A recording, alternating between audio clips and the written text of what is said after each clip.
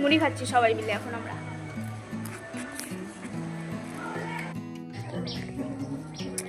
তো এখন বাজে 4টে, আমি এখনো চুলও আসাইনি। এখন মামার বাড়িতে যাচ্ছি বাজার পৌঁছাতে, মা আর আমি। মায়ের হাতে কুমড়ো আর নারকেল আছে, আর এই যে আমাদের দুষ্টু বুড়ি আমাদের সাথে যাবে। চলো তো মামার বাড়িতে গিয়ে আবার দেখাচ্ছি। সো আমার বাড়ি থেকে আমার মামার বাড়ি বেশি একটা দূর না, পায়ে হেঁটে ওই 5-6 মিনিট মতো লাগে। তো আমরা পৌঁছে গেছি মামার বাড়িতে। গিয়ে দেখি সবাই কাজ বাজ করছে। এখানে আমার দিদুন, মামি আর মাসি মিলে মাছ ছাড়াচ্ছে সবাই মিলে। আর ওই যে পুষিগুলো সব বসে আছে। এখানে সব সবজিগুলো সাজিয়ে রাখা হয়েছে, এগুলো সব ধুতে হবে।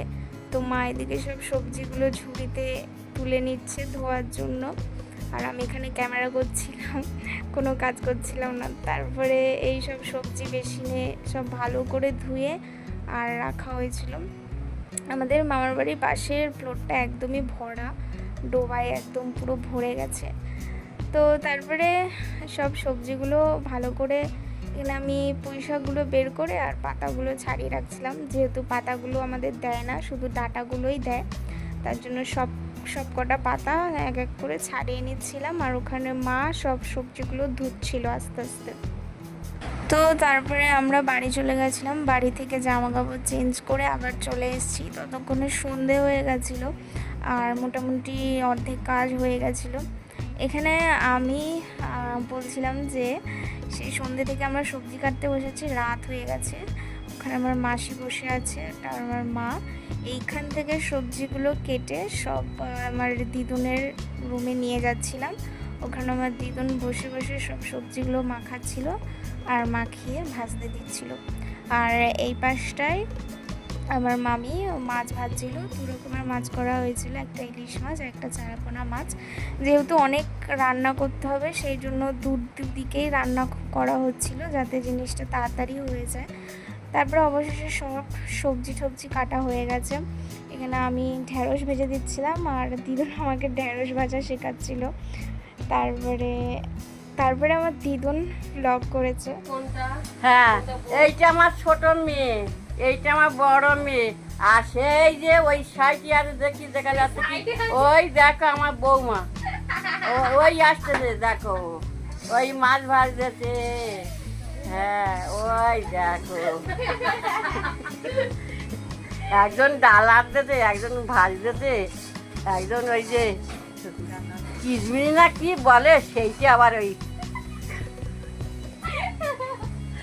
দেখো ওইদিকটা দেখাও, ওই রান্নাগুলো করেছে যে। এই যে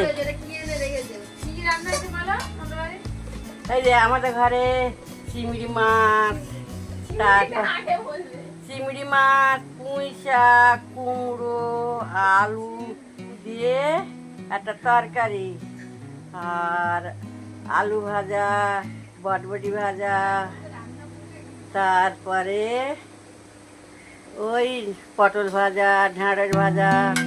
এগুলো কিসের হচ্ছে সেটা বলো, তোমার জন্মদিনে না রান্না? এটা হচ্ছে আমার রান্নার পুজো। তো দেখতেই পেলে আমার দিদুন কত সুন্দর ব্লগ করে, আমার থেকেও ভালো ব্লগ করতে পারে।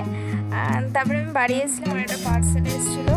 দেন আমি এখানে চা খাচ্ছিলাম, অনেকটা রাত হয়ে গেছিলো। ওখানে ওরা সবাই রান্না বান্না করছিল। তারপরে আমি শুয়ে পড়েছিলাম, ঘুম থেকে উঠে দেখি অনেক বেলা হয়ে গেছিলো। আর সব পুজোর জোগাড়জাতি করে নিয়েছিল সবাই, দিয়ে পুজোর সব কিছু রেডি করে নিয়েছিল। আমি সেগুলো আর ভিডিও করতে পারিনি।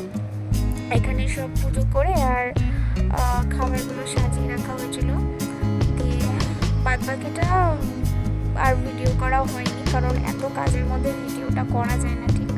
এখানে মা মালপোয়া করেছিল, সেটা দেখাচ্ছিল, আর এই ভিডিওটাও আমার মাই করেছিল, আমি করিনি। দিয়ে তারপরে লোকজন খেতে এসেছিলো, খাওয়া দাওয়া করে ব্যাস রান্না পুজো শেষ। তো এতটুকুই আজকের ব্লগটা বা আজকের ভিডিওটা রান্না পুজোর।